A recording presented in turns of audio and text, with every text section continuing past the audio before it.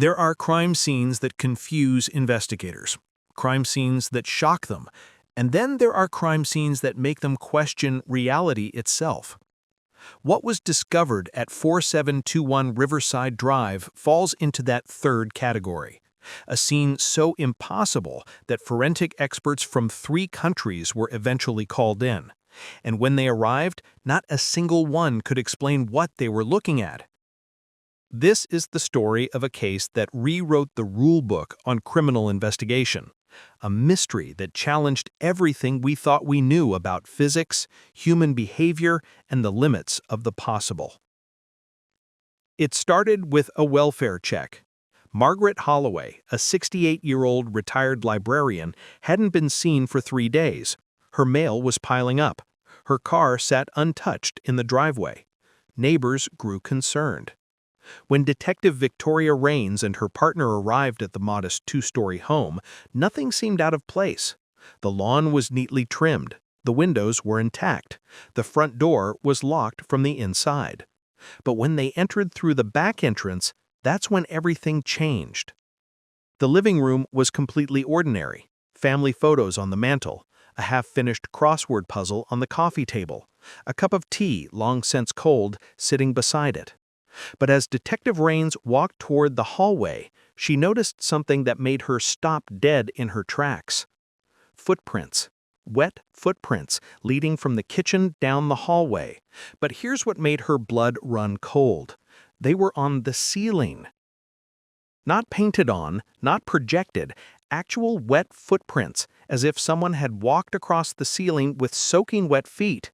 The water was still dripping, still fresh. But it gets stranger. Following the ceiling prints to the bedroom, the team found Margaret Holloway sitting upright in a chair facing the window. She was completely unharmed, alive. But she couldn't speak, couldn't move. Her eyes were wide open, but she seemed to be looking at something no one else could see. Medical teams rushed her to the hospital, but her vitals were wrong. Her body temperature was 94 degrees Fahrenheit. Far below normal. Her pupils were fixed and dilated, yet her heart was beating. She was breathing. Every brain scan came back normal. And then there were the other details that made no sense. Every clock in the house had stopped at exactly 3:17 a.m. Every single one. Digital, analog, battery-powered, electric. Even her smartphone, all frozen at 3:17. The wet footprints? Laboratory analysis revealed the water contained salt concentrations identical to the Dead Sea, one of the saltiest bodies of water on Earth. Except Margaret Holloway had never traveled outside of her home state. Her passport had never even been used. As forensic teams combed through every inch of the house, more impossibilities emerged. In the kitchen, they found a pot of soup on the stove. It was boiling, actively boiling, but the stove was off. It had been off for hours, according to the utility company's smart meter data. The pot wasn't even hot to the touch on the outside.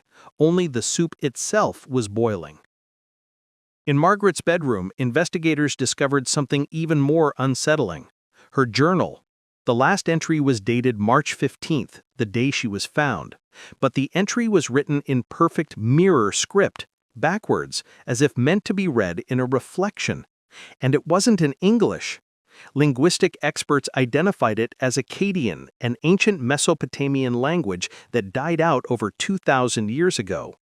Margaret Holloway was a retired librarian who spoke only English and a bit of high school Spanish. She had no training in ancient languages, no books on Akkadian in her home, no internet search history related to it. When the journal was finally translated, it contained a single phrase repeated over and over. They walk between. They walk between. They walk between.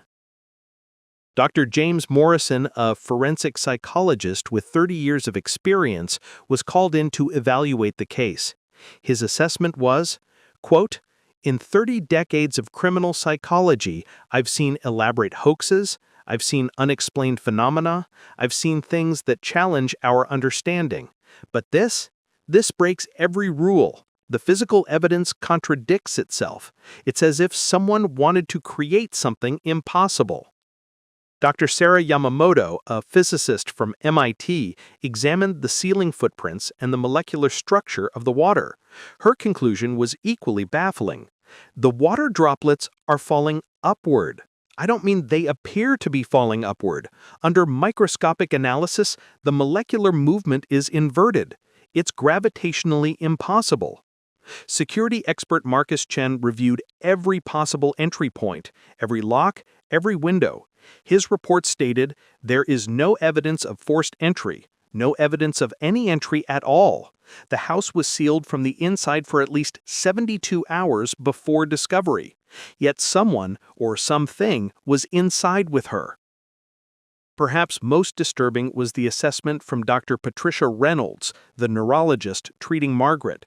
3 weeks after being found, Margaret suddenly spoke. Her first words? They walked on the ceiling because down was up for them. They came from the place where water climbs. She then silenced herself. She hasn't spoken since. So what happened at 4721 Riverside Drive? The theories range from the scientific to the supernatural. Some investigators believe Margaret experienced a severe break and somehow staged the entire scene during a fugue state, though this doesn't explain the physical impossibilities or how a 68-year-old woman could have achieved it all. Others point to the possibility of an elaborate hoax by someone with significant resources and technical expertise. But who and why? Margaret had no enemies, no significant wealth, no reason to be targeted.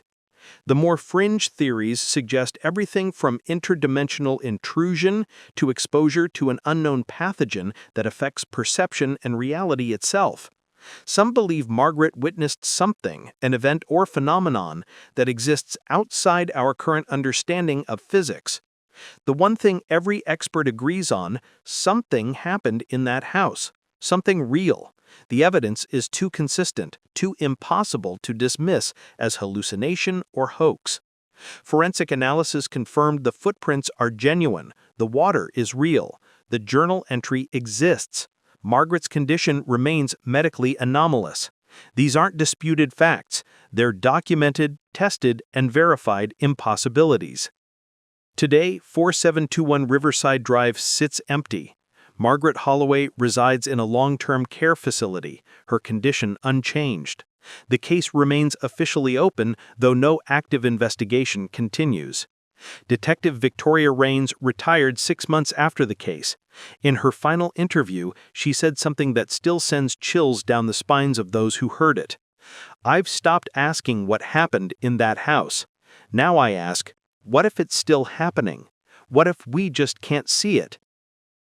The ceiling footprints were photographed and documented, but when investigators returned to take a final set of measurements before closing the house, they found something new. Another set of footprints had appeared, dry this time, leading from the bedroom to the front door. A door that no one had opened, that remained locked from the inside.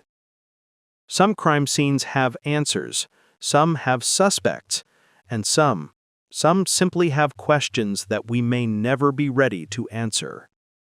What do you think happened at 4721 Riverside Drive? Let us know in the comments below.